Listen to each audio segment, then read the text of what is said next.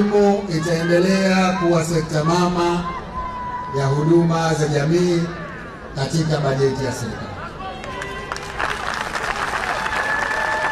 Tutaendelea kujenga skuli za ghorofa kama hii katika maeneo mbalimbali Unguja na Pemba.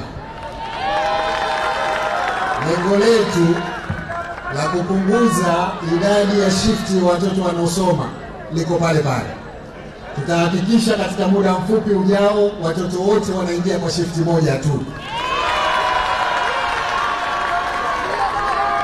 Kwa hivyo tutaendelea kujenga skuli hizi za msingi na ghorofa Unguja na Pemba, na sasa hivi tunapozungumza skuli zinaendelea kujengwa.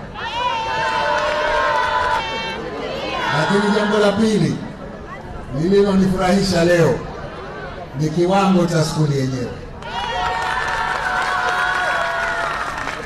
na kiwango cha mambo ambayo yako ndani ya hii skuli. Kwa muda mfupi nilioingia ndani, nimeona madarasa mazuri yenye samani nzuri za kisasa. Watoto wote wanakaa katika viti na meza nzuri, watajifunza leo. Lakini la pili, nimeingia kwenye maabara ambayo ina nyenzo za kufundishia vijana wetu masuala ya sayansi. Lakini la tatu, nimeingia katika maktaba ya kompyuta au tuseme chumba cha kompyuta ambayo mambo yake makubwa. Kuna mambo mimi mwenyewe siyajui, nimefundishwa na watoto wadogo hapa.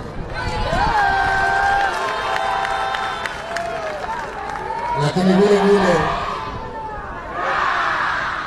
nimepata nafasi ya kuingia kwenye maktaba yenye vitabu vya kisasa kabisa vya sayansi na vitabu vinginevyo vya hisabati na kadhalika. Sina shaka hata kidogo kwamba watoto wetu sasa watasoma vizuri. Ndugu zangu, kilichonifurahisha kuliko yote ni kiwango cha watoto wetu hawa.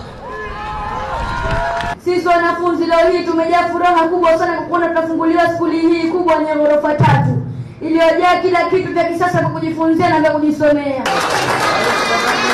Kuanzia teknolojia, jinsi SCAT inafanya kazi kwa kujifunza kwa watoto wa skuli za msingi. Karibu uangalie. FM.